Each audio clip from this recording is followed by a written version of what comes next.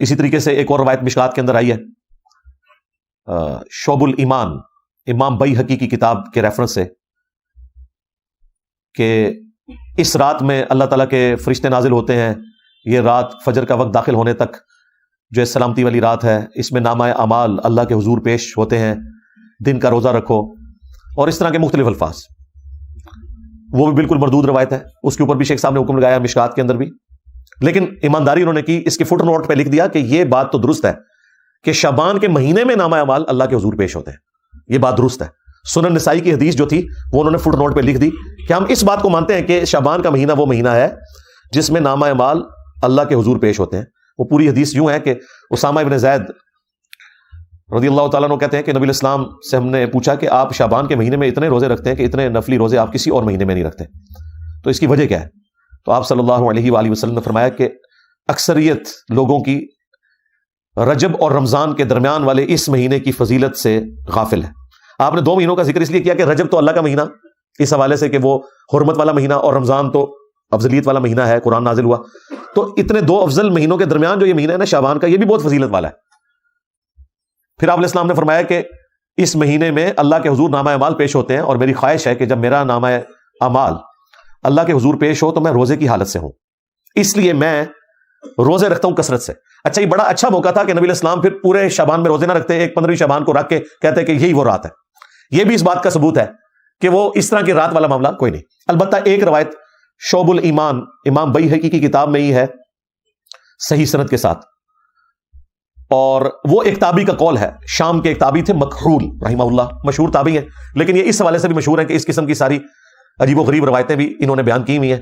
مرسل روایت ہے، کسی صحابی کا ذکر نہیں کیا انہوں نے، اور صحیح مسلم کے مقدمے میں موجود ہے کہ تابعی کی مرسل کوئی شے نہیں ہے جب تک وہ صحابی کو مینشن نہ کرے، کیونکہ کنفرم نہیں نا کہ اس نے روایت کہاں سے سنی ہے. اگر صحابی سے سنی ہوتی تو بیان کر دیتے، بل وہ ان کا اپنا قول ہے انہی الفاظ کے ساتھ جو سنن ابن ماجہ میں وہ ضعیف روایت تھی کہ اس رات اللہ تعالیٰ سب کی مغفرت کر دیتا ہے سوائے شرک کرنے والے کے اور کینہ پرور شخص کے. تو یہ روایت سندن تو درست ہے لیکن صرف تابعی کا قول ہے، اس لیے یہ بھی کوئی اس حوالے سے حجت نہیں ہے. لیکن وہ بات اپنی جگہ درست ہے جو میں نے بتائی کہ سنن نسائی میں واضح حدیث ہے کہ نبی علیہ السلام اس مہینے میں کثرت سے روزے رکھتے تھے، کیونکہ آپ علیہ السلام نے فرمایا کہ نامہ اعمال اللہ کے حضور پیش ہوتے ہیں اس مہینے کے اندر.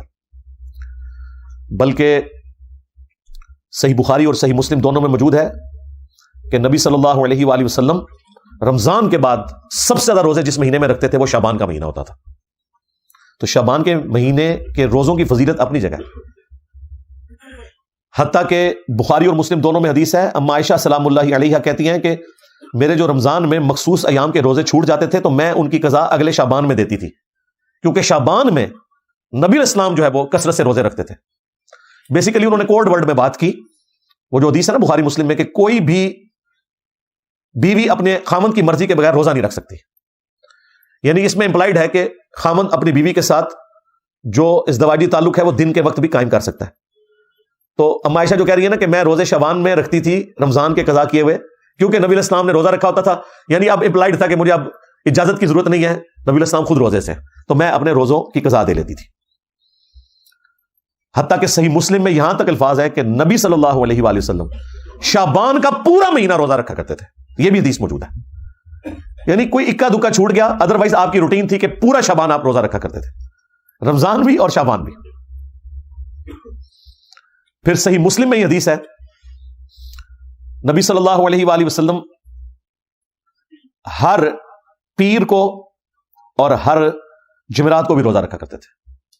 اور ترمذی میں تو الفاظ ہیں یہ اس لیے میں رکھتا ہوں کہ نامہ اعمال ہر پیر اور جمعرات کو اللہ کے حضور پیش ہوتے ہیں، میری خواہش ہے کہ میں روزے کی حالت سے ہوں. ایک اور حدیث بھی ہے مسلم میں کہ نبی اسلام پیر کا روزہ اس لیے رکھتے تھے فیہ ولدت وفیہ انزل علیہ، کہ اس دن میں پیدا ہوا، اس دن مجھ پہ پہلی دفعہ وحی نازل ہوئی. وہ بھی ہے ایک پیر اور جمعرات والی بھی ہے کہ نامہ اعمال اللہ تعالیٰ کے حضور پیش ہو.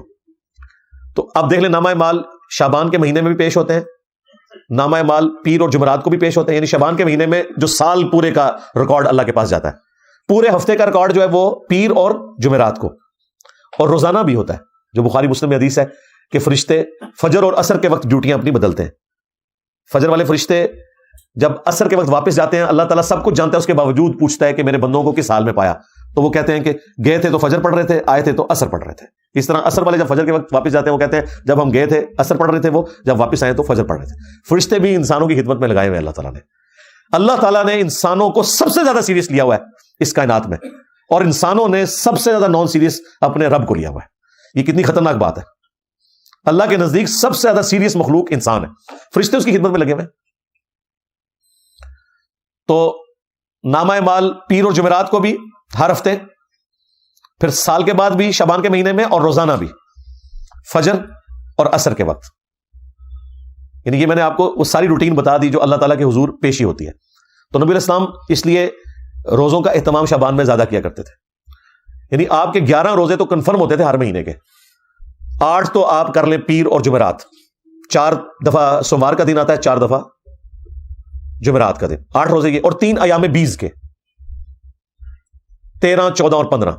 جب خوب روشن ہوتا ہے نا چاند، ایام بیز اسے کہتے ہیں. 3 یعنی چاند جب گول ہونے کے روزے. یہ نبی علیہ السلام کی روٹین میں تھے. ایون سنن نسائی میں یہاں تک آیا کہ نبی علیہ السلام سفر میں بھی یہ روزے رکھا کرتے تھے ایام بیز کے. ویسے آپ نے اجازت دی ہوئی ہے، صحیح مسلم میں حدیث ہے کہ جو شخص مہینے میں 3 روزے رکھ لے وہ اسی طریقے سے ہے گویا اس نے ہمیشہ کے روزے رکھے، اور اس میں کوئی قید نہیں کہ آپ نے کب رکھنے، 3 روزے مہینے میں. اور اس کا بھی آسان ورژن میں نے آپ کو بتا دیا ہے کہ شوال کے 6 روزے رکھ لیں، وہ بھی صحیح مسلم میں ہے رمضان کے بعد، تو وہ بھی پوری زندگی کے روزے ہیں.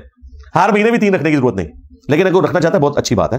بخاری مسلم میں حدیث ہے، ابو ہریرہ رضی اللہ تعالیٰ عنہ کہتے ہیں کہ نبی علیہ السلام نے مجھے 3 نصیحتیں کی تھی.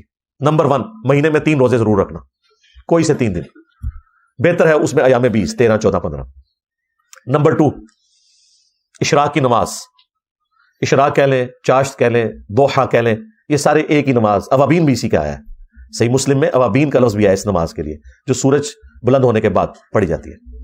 اور تیسرا فرمایا رات کو سونے سے پہلے وتر پڑھ لینا. ویسے افضل تو ہے آخری پہر میں پڑھنا، لیکن جس کے لیے آسانی ہے، جو یہ سمجھتا ہے کہ میرے لیے آخری وقت میں اٹھنا مشکل ہے، تو وہ رات کو وتر پڑھ کے سوئے. تو حضرت ابو ہریرہ کہتے ہیں نبی علیہ السلام نے مجھے 3 کاموں کی وصیت کی تھی، ان میں بھی 3 روزوں کا ذکر موجود ہے. یہ حدیث بخاری مسلم دونوں میں ہے.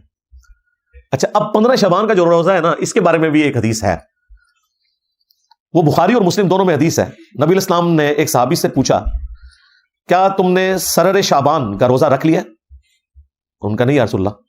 فرمایا پھر اب شوال کے مہینے میں 2 روزے رکھنا تم، اگر تم نے سرر شعبان کا روزہ نہیں رکھا. اب یہ سرر شعبان کا روزہ کون سا ہے؟ ظاہر نبی علیہ السلام کی حدیث بخاری مسلم میں. اب علماء سے پوچھیں یہ کون سا روزہ ہے جس کا ذکر ہو رہا ہے سرر شعبان؟ سرر عربی زبان میں کنارے کو بھی کہتے ہیں اور سینٹر کو بھی کہتے ہیں، ہالو چیز کو. اس سے مراد کنارے کے روزے بھی ہو سکتے ہیں،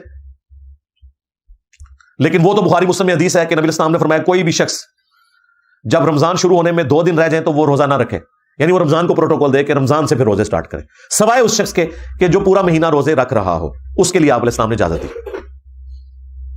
اسی طریقے سے جامع ترمذی میں حدیث ہے کہ نبی علیہ السلام نے فرمایا کہ جب نصف شعبان گزر جائے تو کوئی شخص روزہ نہ رکھے.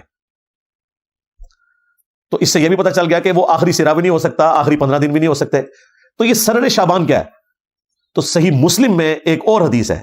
اتنی حدیث تو بخاری مسلم دونوں میں تھی کہ سرر شعبان کا روزہ رکھو. مسلم میں امام مسلم میں ایک اور حدیث لے کے آئے، اس میں پتہ کیا الفاظ ہے کہ نبی علیہ السلام نے فرمایا اس مہینے کے سرہ کا روزہ رکھا ہے تم نے، ناف کا. سرہ کہتے ہیں ناف کو. اب ناف آلموسٹ جسم کے سینٹر میں ہوتی ہے، تو جو میں کہہ رہا تھا سرر کا ترجمہ کنارہ بھی بن سکتا ہے اور سینٹر بھی. مسلم شریف میں واضح الفاظ ہیں سرہ، ناف، نیول انگلش میں ہم کہتے ہیں، اس کا روزہ. تو یہ جو ناف کا روزہ ہے یہ 15 شعبان کا روزہ ہی بنتا ہے. اور عموماً تو میں نے آپ کو کئی حدیث بتا دی ایام 20 کے روزوں سے متعلق کہ نبی علیہ السلام تو 13، 14، 15 خواہ وہ شعبان کی ہو، خواہ وہ شوال کی ہو یا اور کسی مہینے کی، یہ 3 روزے تو آپ نے رکھنے تھے اور وہ آپ کی روٹین تھی، خاص سفر ہو حضر ہو. 15 شعبان کا روزہ ویسے بھی عمومی سنت میں بھی آتا ہے، لیکن اسپیسیفکلی بخاری مسلم کی جو احادیث ہیں اس پہ گواہ ہے کہ سرر شعبان یا سرہ کا روزہ 15 شعبان کا نبی علیہ السلام نے تلقین فرمایا کہ یہ رکھنا ہے. یہ 15 شعبان کا روزہ بنتا ہے. اس روزے کا شب برات کے روزے سے کوئی تعلق نہیں ہے. ان 2 چیزوں کو مکس نہیں آپ نے کرنا. جس طرح وہ آیت ادھر سے اٹھاتے ہیں، حدیث ادھر سے اٹھاتے ہیں، پھر اس کو جوڑ کے رزلٹ نکالتے ہیں، اور دونوں طرف پھر ایکسٹریم رویے ہیں. جب ہم اہل حدیث کو قائل کرتے ہیں، حالانکہ خود انہوں نے ترجمے کیے ہوئے ہیں، وہ کہتے ہیں نہیں اس سے تو پھر بریلوی 15 شعبان کا روزہ نکال لیں گے. بھئی ان کو چھوڑیں، آپ اپنی بات کریں.